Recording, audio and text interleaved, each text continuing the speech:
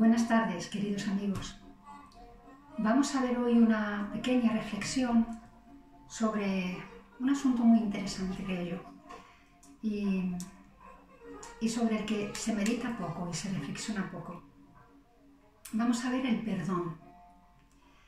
Nuestra relación con Dios y con los hombres está marcada casi continuamente por los errores, por las ofensas además. Todos nos ofendemos unos a otros. Ofendemos a Dios constantemente y nos ofendemos entre nosotros, pues porque porque somos seres imperfectos y nos cuesta hacer las cosas como Dios manda, nunca mejor dicho. Cuando nos hieren, sentimos la necesidad casi de inmediato de responder hiriendo. Hay en nosotros como una inclinación muy fuerte a devolver los golpes, en parte como un mecanismo de defensa, porque si no actuamos frente a una agresión, pues en fin, nos pueden hacer mucho daño.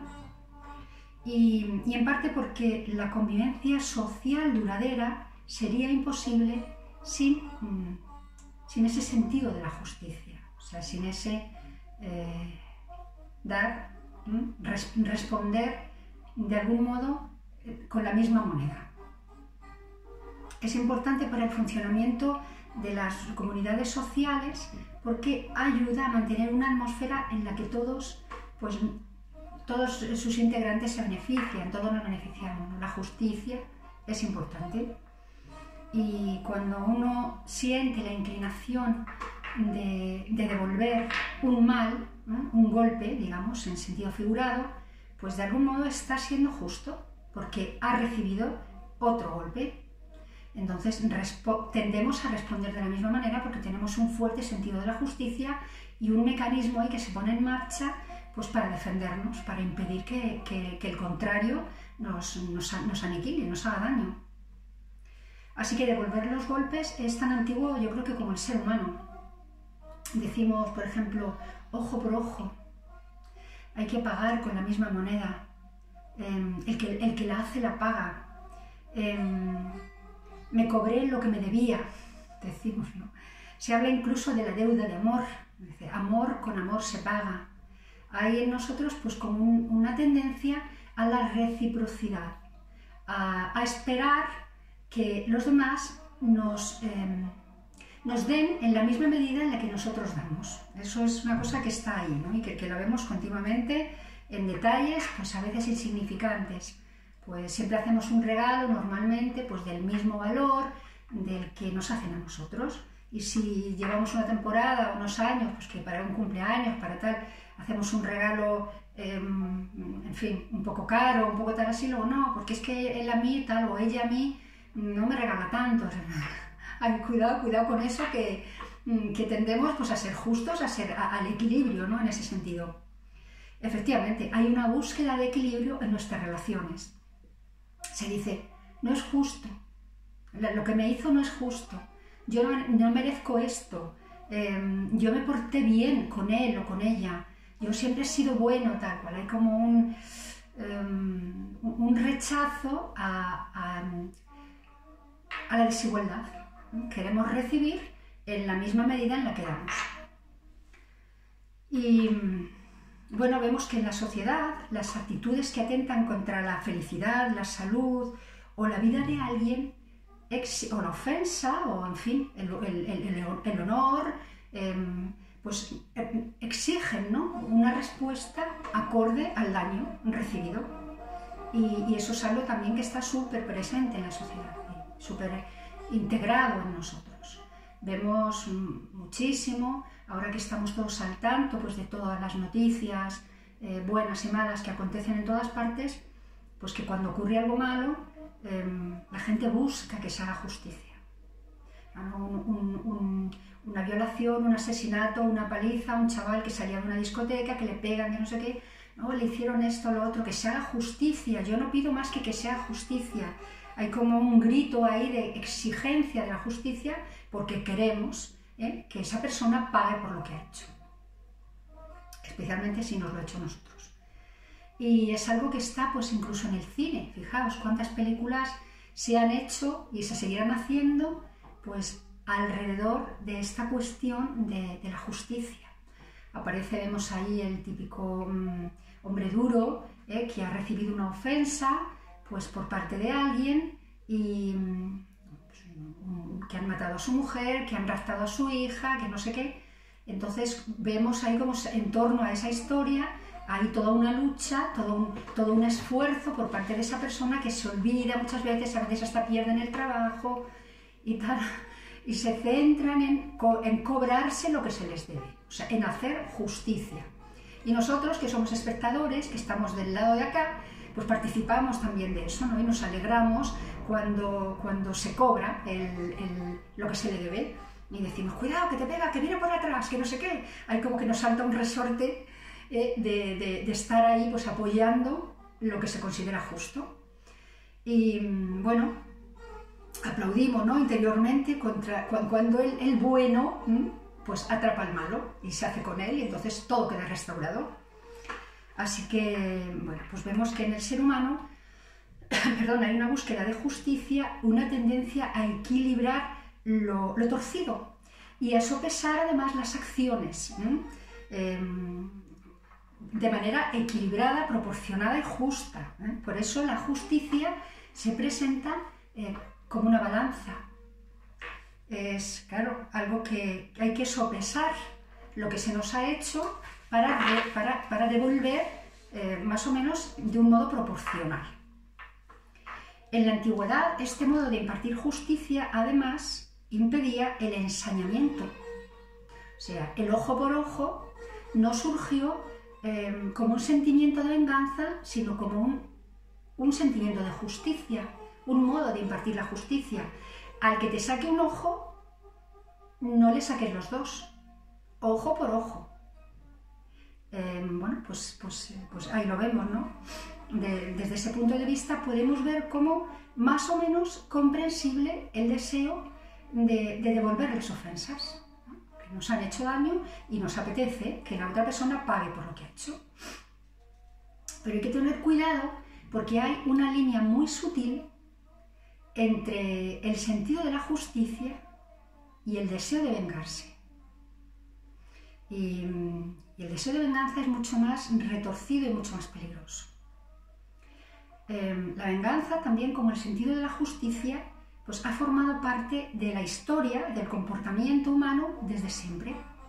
Vemos eso también en la literatura, en el cine y hasta en la música y la pintura, que se recoge ese sentimiento de venganza, de me la has hecho, me la pagas. Y además, como decía antes en el ejemplo anterior, con ensañamiento, o sea, personas que pierden por completo los papeles y que se dedican a vengarse, y son capaces de anularse a sí mismos y de perderlo todo con tal de cobrarse, de hacer pagar la herida que nos han causado. ¿Quién de nosotros no ha sentido alguna vez ese un pequeño o un gran deseo de venganza? Y cuidado, porque ahí ya no estamos hablando del ojo por ojo. Ahí estamos hablando, ya es una búsqueda de hacer daño. Es un modo de satisfacer una sed, le decimos la sed de venganza, un apetito. Ya es algo que no tiene que ver con la razón. La justicia siempre se da en el plano normalmente de la razón. Oye, pues siento que esta persona está en deuda conmigo por esto, por lo otro y me lo quiero cobrar. Aquí hay un ensañamiento, es algo visceral, algo que está por dentro, como un resorte que nos salta por dentro buscando hacer daño y llegar donde tengamos que llegar. En realidad la venganza es un modo de ejercer violencia sin remordimientos.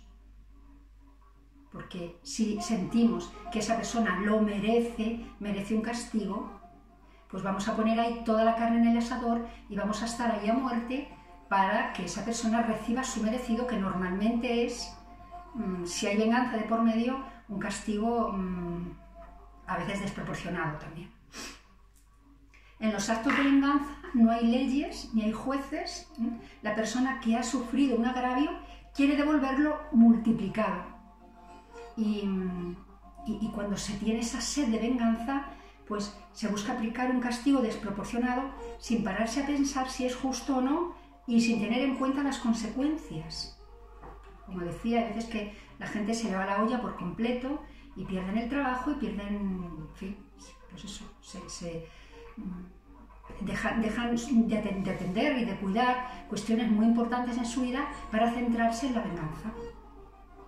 El problema de la serie Venganza es que es insaciable y genera el mismo deseo de venganza en la persona que la sufre. O sea, cuando tú respondes con esa violencia desmedida y con sed de venganza, el otro normalmente entra también en esa dinámica y entonces eso es conflicto, es la base y el origen de casi todos los conflictos y todas las guerras colectivas y personales, ¿no? Hay una necesidad por parte de todos de multiplicar el dolor. Bueno.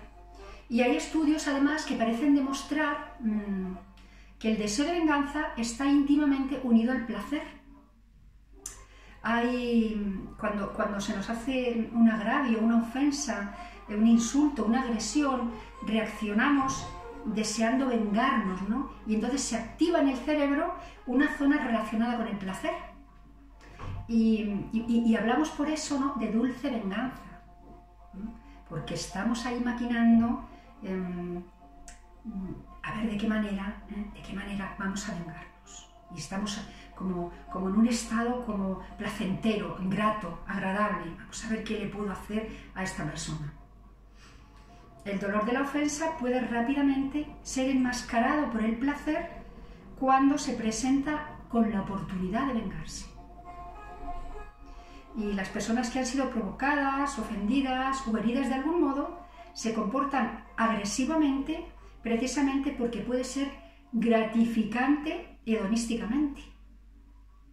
O sea, hay como un mecanismo, pues eso, que activa en el cerebro pues la zona de placer y entonces pues nos apetece, ¿no? Y estamos ahí urdiendo, maquinando, decimos que la venganza es un plato que se sirve frío, o sea que se cocina despacio, recreándose en el deseo de hacer daño y disfrutando mientras se espera el momento oportuno para asestar un buen golpe.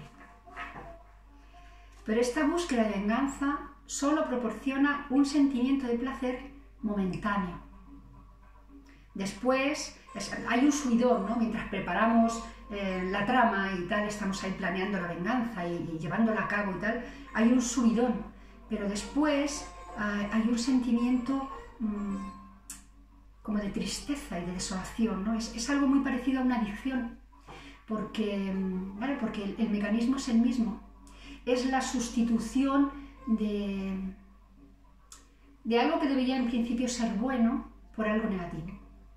Por algo negativo. Una adicción siempre es algo que rellena un vacío, es un modo de llenar un vacío. Entonces, ante un dolor siempre se produce un vacío.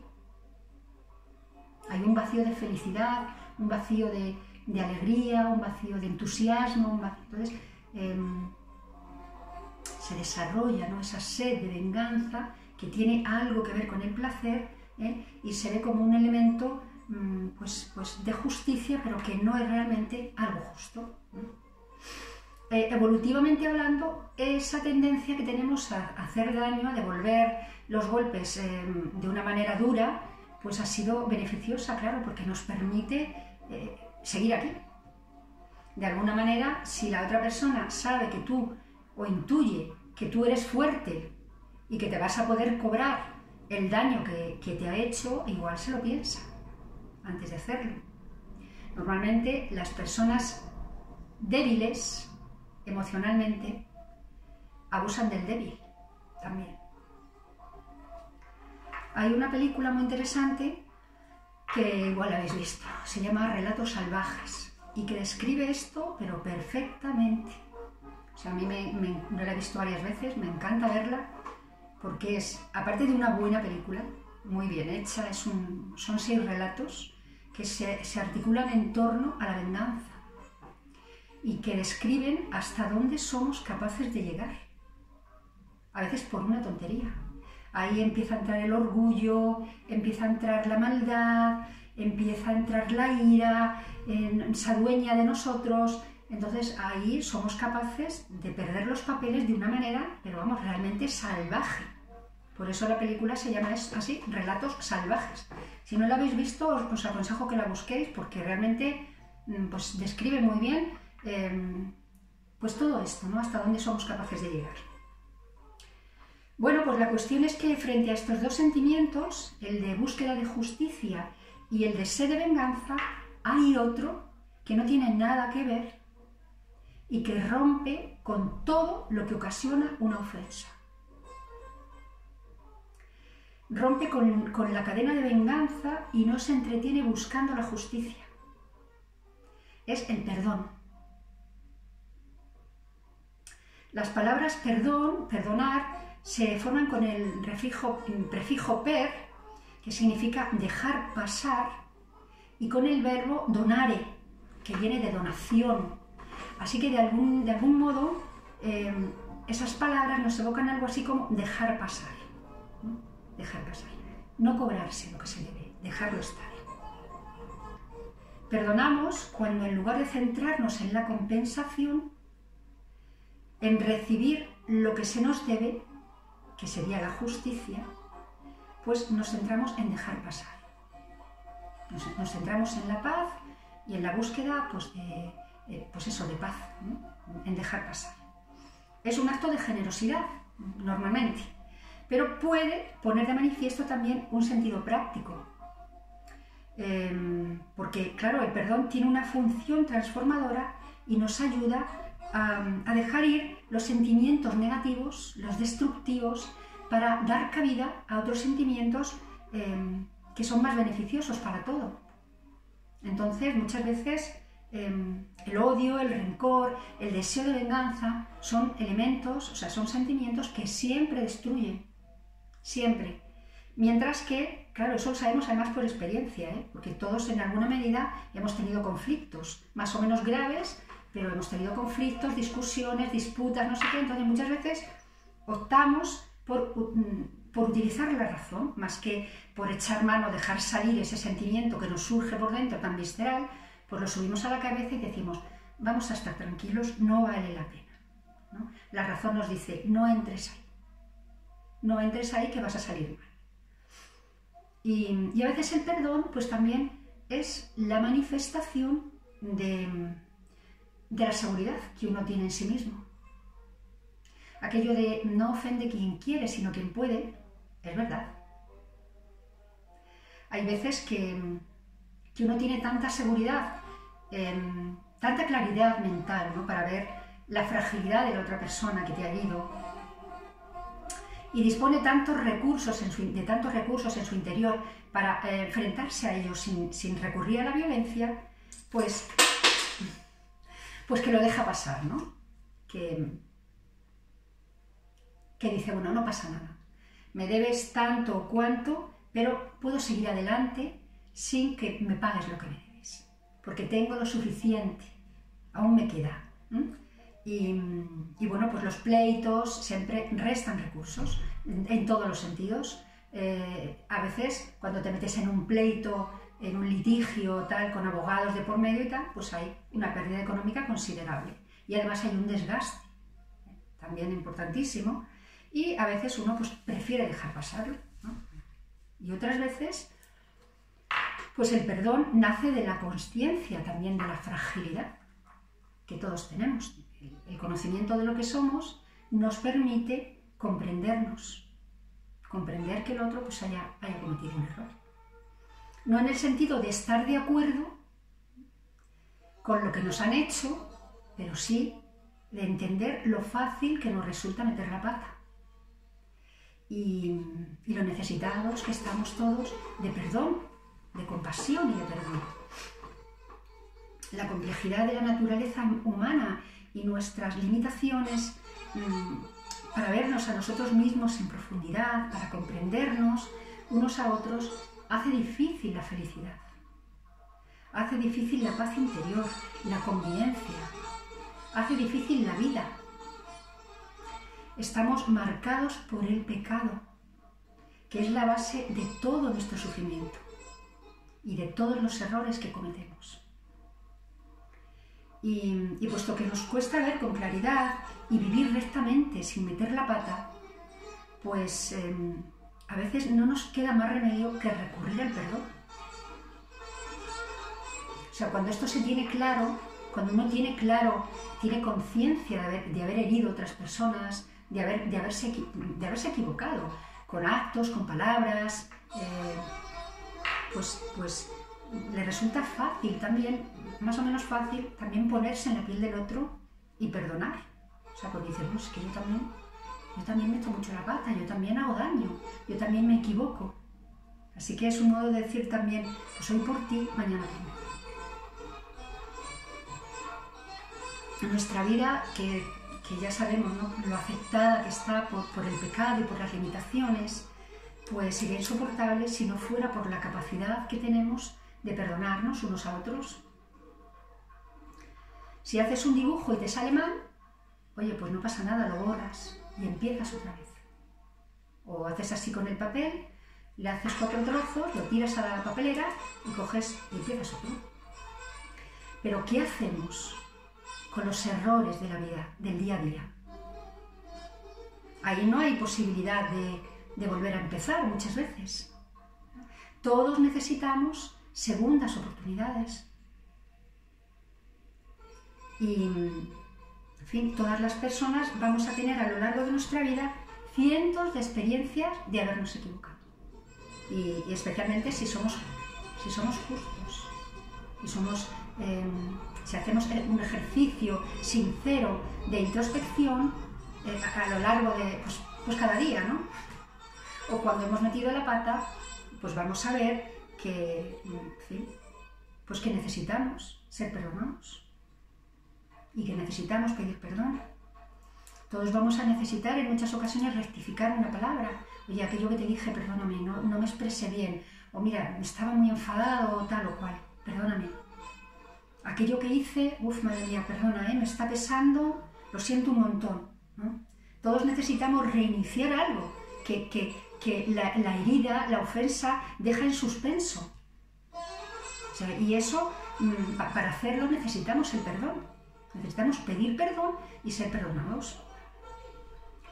Pero perdonar no es fácil, es bastante difícil, porque el perdón no es algo inmanente, no es algo que esté en el interior de la persona, sino que tiene un carácter intencional. Es una decisión. Nunca se hace de manera instintiva. Es la consecuencia de un esfuerzo. Para perdonar hay que hacer un esfuerzo. Lo fácil siempre es devolver el golpe, porque es algo que te salta como un resorte. Eso sí que nos sale de dentro, pero a base de bien. Pero perdonar exige un esfuerzo muy grande a veces. Y eso va en función del daño que nos hayan hecho y en función del amor y el cariño que sintamos por la persona que nos ha hecho daño. Si nos hiere alguien que no nos importa, bueno, si vemos que habla mal de nosotros, nos da igual.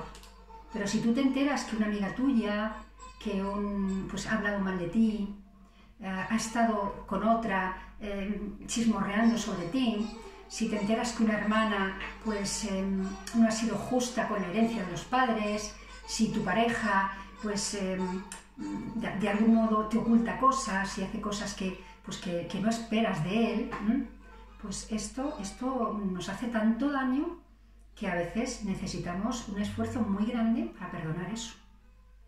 Y claro, se complica mucho más si la otra persona se obceca en que no ha hecho nada. Porque lo que todos necesitamos de manera, sí o sí, es que nos pidan perdón. O sea, que reconozcan que han actuado mal. O sea, yo te perdono, pero claro, tienes que pedirme perdón. O sea, tienes que venir y pedir perdón y decirme, oye, reconocer que has actuado mal. Yo te voy a perdonar sin ningún problema. De hecho, mira, ya te perdono. Me lo digas, no me lo digas, tal cual, pero lo justo es que vengas y pidas perdón. El perdón solo se puede dar en una relación íntima y dual, de dos. Y es difícil porque a veces no nos apetece entrar ahí, no nos apetece entrar ahí, porque supone ponerse cara a cara frente a una situación desagradable.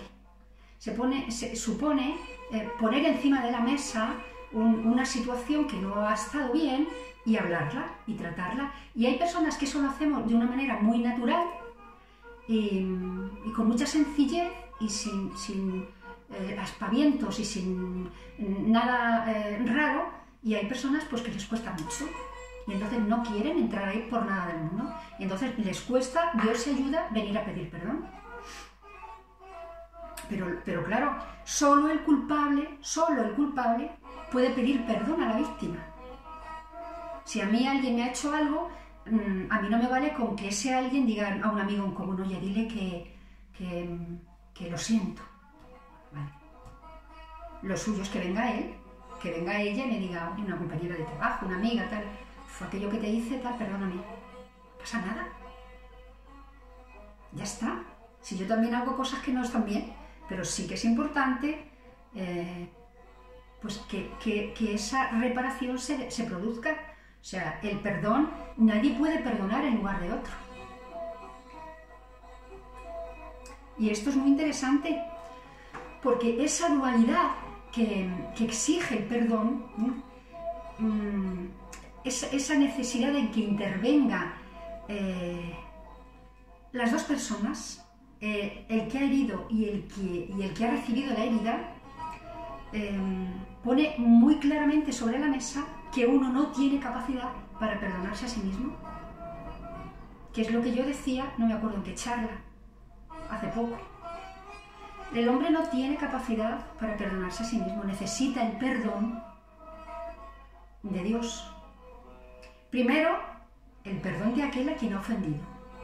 No vale con decir, yo me voy a confesar y ya está. No, ya lo dijo Jesús muy claramente. Si cuando vengas a poner tu ofrenda en el altar, te acuerdas allí mismo de que debes algo a tu hermano, que tienes una ofensa, que le has ofendido, deja tu ofrenda inmediatamente, haz las paces con tu hermano y después vienes y pones tu ofrenda. Y procura resolver esta cuestión mientras vais de camino. No vaya a ser que la dejes sin resolver y él llame a la policía y te metan en la cárcel. O sea, las cuestiones que no se resuelven se quedan sin resolver. Aquí en esta vida y en la otra. Por eso Jesús nos invitaba continuamente a perdonar. O sea, está continuamente diciendo que nos perdonemos. Porque todos cometemos errores. Las cartas de San Pablo están llenas de referencia. Soportaos con paciencia unos a otros, perdonaos unos a otros. Claro, si es que todos somos pecadores, todos somos imperfectos. Entonces todos necesitamos del perdón de todos. Por eso cuando uno busca el perdón de otra persona y no se acerca a pedirlo, en realidad lo que se produce en su interior no es una restauración, es una aceptación. Él, bueno, pues más o menos acepta la situación que hizo mal, aquello que hizo mal, y hay un sentimiento también de esperanza de ser perdonado, pero no se produce la verdadera restauración.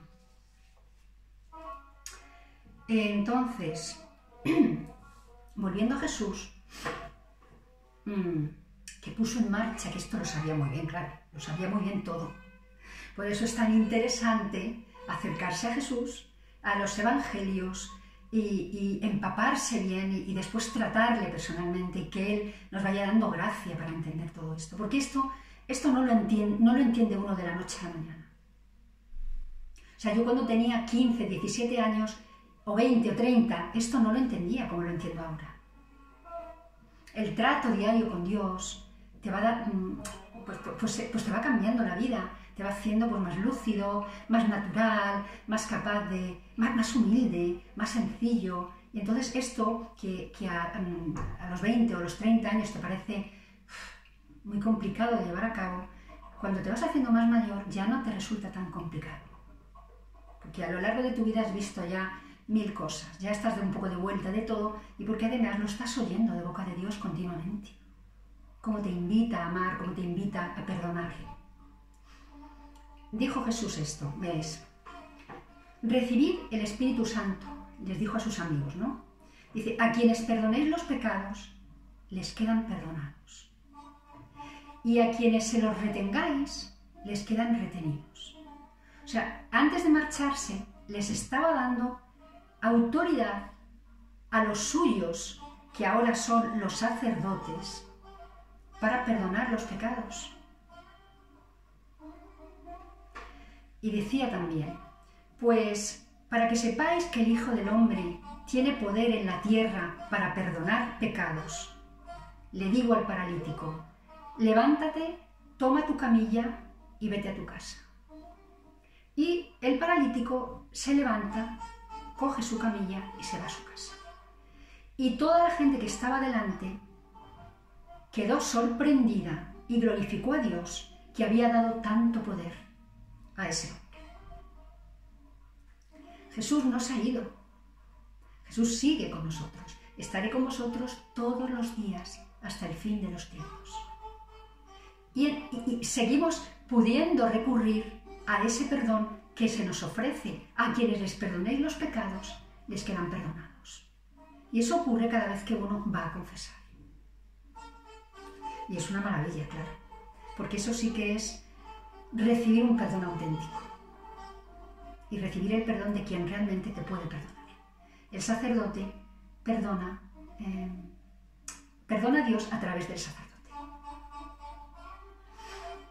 Confesaos pues mutuamente vuestros pecados y orad los unos por los otros para que seáis curados. La oración ferviente del justo, del que busca la justicia, tiene mucho poder. Para que seáis curados. O sea, todas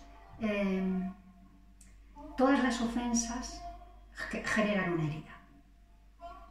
Luego ya está en la naturaleza de cada uno, en la lucidez de cada uno, pues quedarse ahí en esa herida más o menos tiempo. Curarse mejor o peor. Pero todas las heridas todas las ofensas generan una herida, por eso le llamamos heridas también. Me ha herido, decimos, me ha hecho mucho daño. Es que me hizo un daño, cuando me dijo aquello me hizo un daño. El perdón es un rechazo al deseo de venganza, incluso al sentido de justicia. La persona que decide perdonar no busca la compensación. No busca cobrarse nada, porque el perdón nunca puede reparar el mal ocasionado. El perdón no se da para reparar nada, es una restauración personal del interior de la persona. O sea, el mal, el pecado, siempre deja una huella que nada ni nadie puede hacer desaparecer, salvo Dios. Los actos tienen consecuencias.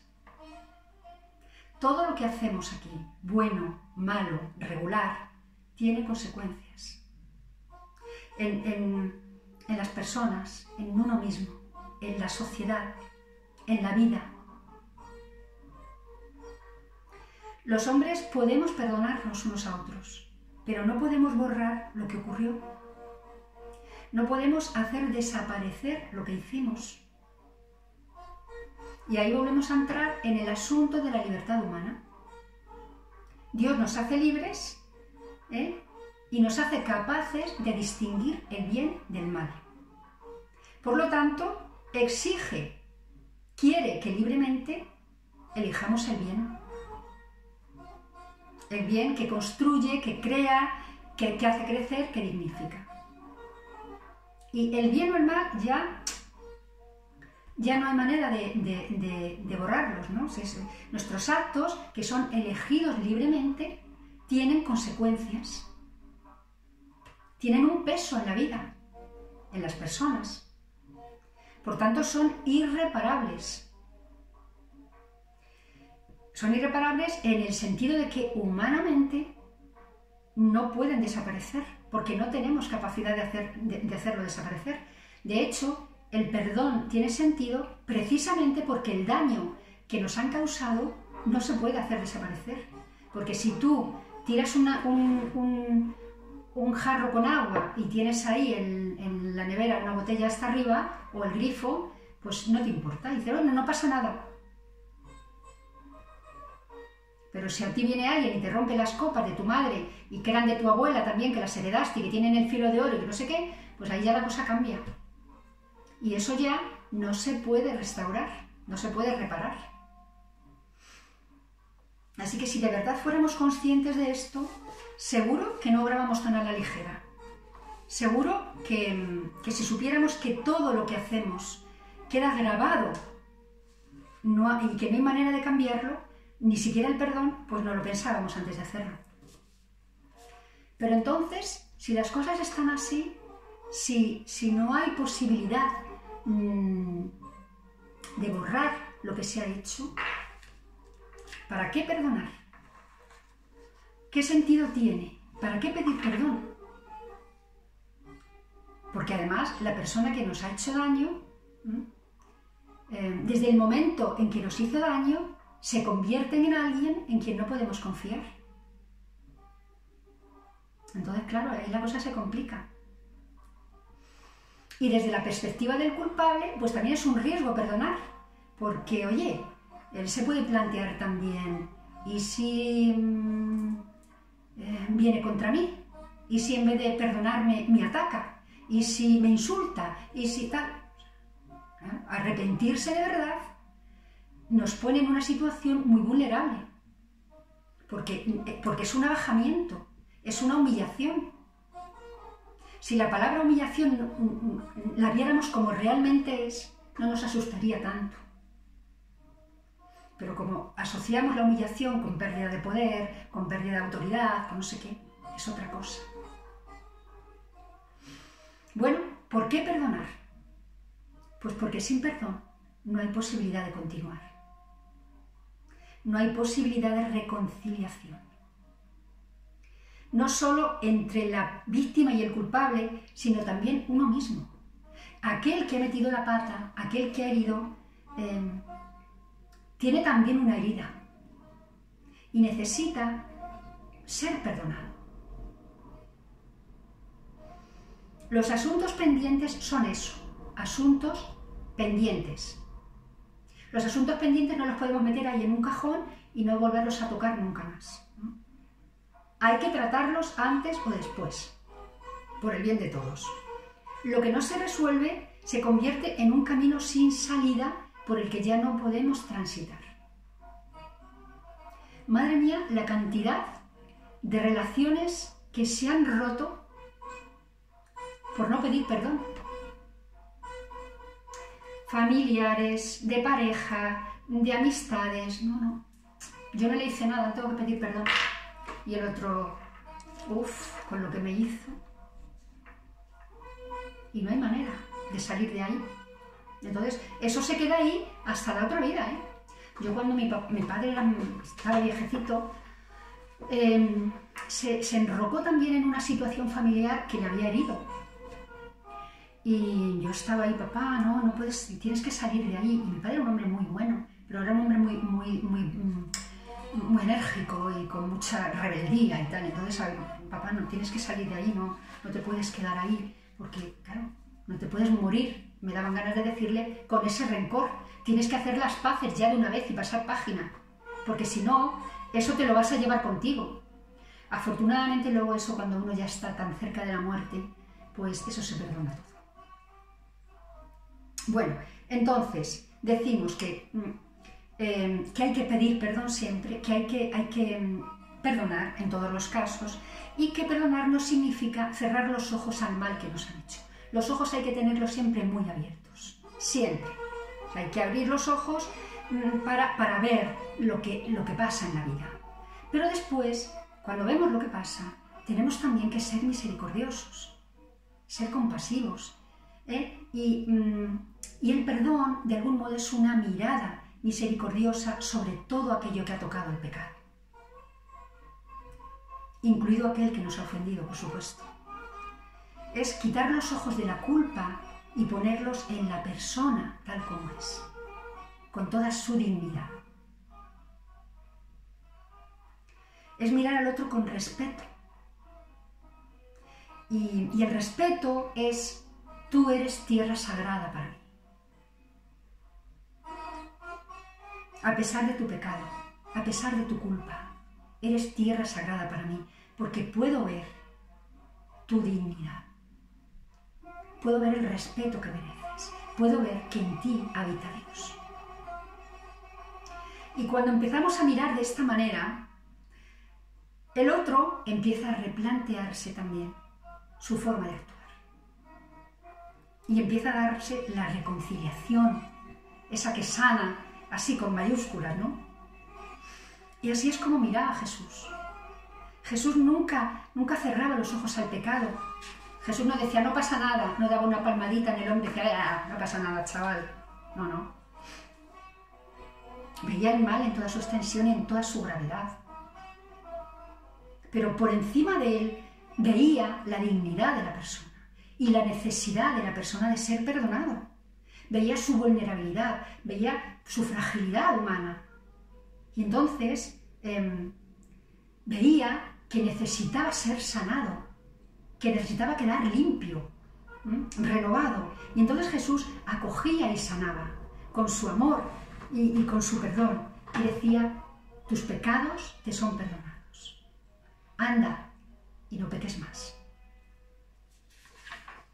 Él veía la gravedad del pecado, como la vemos nosotros. Él la veía más, porque tiene más capacidad, ¿no? Su capacidad veía la capacidad que tiene el pecado para corroerlo todo, para destruir. El pecado siempre es destructivo. Veía la desolación que deja el pecado a su paso. Pero por encima de todo, veía a la persona. Y la persona que ha pecado es la persona más necesitada de sanación del mundo. Porque para nosotros, recibir una ofensa siempre es una ocasión de crecimiento personal. Todo depende de cómo te lo plantees. Porque tienes la oportunidad de levantarte, tienes la oportunidad de crecer, tienes la oportunidad de perdonar, tienes la oportunidad de ofrecer tu sufrimiento a Dios, y eso es muy edificante. El peor de nuestros enemigos es aquel que nos induce a pecar. Nuestros enemigos no son los que nos hacen daño. De hecho, cuando rezamos, cuando hablamos del enemigo, hablamos en singular, a nivel teológico, ¿no? Líbranos del mal. Cuando decimos líbranos del mal, nos referimos al pecado, al maligno. Por eso, puesto que el pecado es tan destructivo, ¿no? Que destruye relaciones humanas preciosas, rompe familias, rompe parejas, rompe amistades, va dejando un reguero de tristeza y de desolación por donde pasa. Y el mundo está lleno de corazones rotos por el pecado. Y esos corazones necesitan ser restaurados. Es una pena vivir así. Ahí donde hay una ofensa, tiene que entrar el perdón. Con toda su capacidad sanadora. Para devolver la sanidad, la alegría, la paz. El perdón siempre es una apuesta por la paz. Sin perdón no hay paz genuina, porque aunque la relación entre dos personas que han tenido diferencias no se pueda retomar, porque a veces esas diferencias no se superan, porque tú has visto a lo mejor en la otra persona pues que ya no era como tú creías, y a lo mejor tú ya por ese camino no quieres volver, o sí. Eso nunca se sabe, pero lo que sí hay que hacer, se vuelva o no se vuelva a retomar la relación que se ha quedado herida, es perdonar, para que la paz se dé en las dos personas. Y luego, oye, que cada uno siga su camino, si es así como tiene que ser. El apóstol San Pablo lo dice en una de sus cartas, ¿no? A los romanos, dice, si es posible, en cuanto dependa de vosotros, estad en paz con los hombres.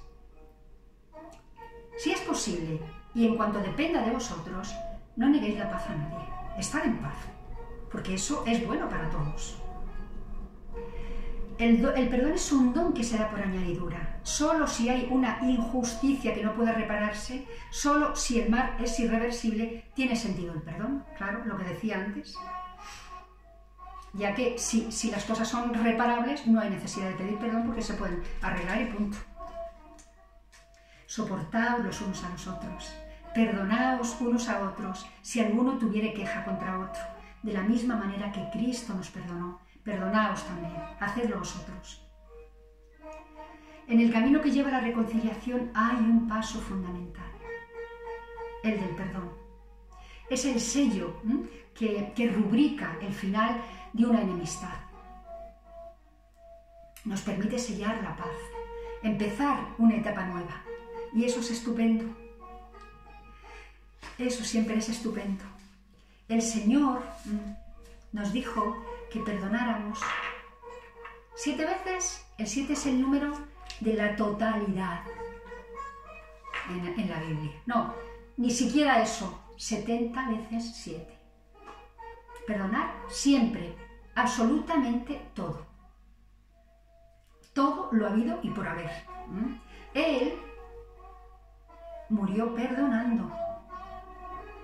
Fijaos, es que no somos conscientes tampoco de esto, de lo que hizo Jesús en la cruz. Clavado en la cruz, ridiculizado, torturado hasta límites que no podemos ni imaginar. Cerca ya de la agonía, pronuncia unas memorables palabras que contienen, en forma de síntesis luminosa, el alma del Evangelio. Perdónalos, Padre, porque no saben lo que hacen. Ahí está la verdadera luz. El que peca normalmente no sabe lo que hace. Porque si fuéramos conscientes de lo que hacemos realmente, de la gravedad del pecado, no pecaríamos. Es verdad que siempre somos responsables, casi siempre. Pero de algún modo hay una oscuridad en nosotros que nos induce a pecar. Porque si tuviésemos luz, si fuésemos luminosos para ver realmente la maravilla que supone hacer el bien, el amor, la compasión, la ternura, la misericordia, no caeríamos en el pecado, no caeríamos en la injuria, no caeríamos en la envidia, no caeríamos en la soberbia, no caeríamos en el orgullo, no caeríamos... Padre, perdónalos porque no saben lo que hacen. Y aún ahí sigue perdonando Jesús a nosotros, que le crucificamos cada día porque no sabemos lo que hacemos y que nos crucificamos entre nosotros. Bueno, pues no me extiendo más y nada, pues espero que os haya servido un poco la charla. Aquí la dejo. Os deseo una vida llena de luz y con pocos errores y os invito a perdonar siempre y a pedir perdón siempre, en todo momento, que es una sensación muy agradable y que muy renovadora. Un abrazo fuerte y hasta el próximo día.